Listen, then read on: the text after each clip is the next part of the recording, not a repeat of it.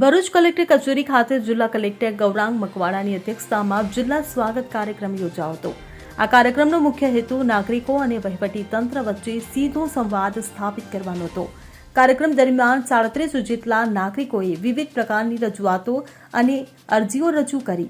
સંબંધિત વિભાગોના અધિકારીઓની હાજરીમાં તમામ રજૂઆતોની રૂબરૂ ચર્ચા કરવામાં આવી।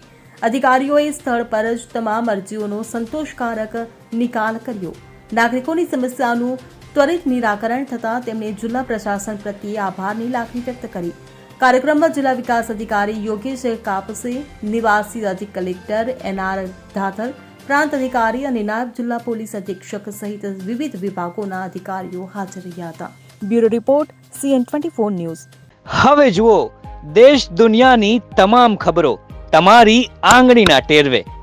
ઉઠાવો મોબાઈલ અને ગૂગલ પ્લે સ્ટોર પરથી ડાઉનલોડ કરો અમારી CN24 ન્યૂઝ મોબાઈલ એપ।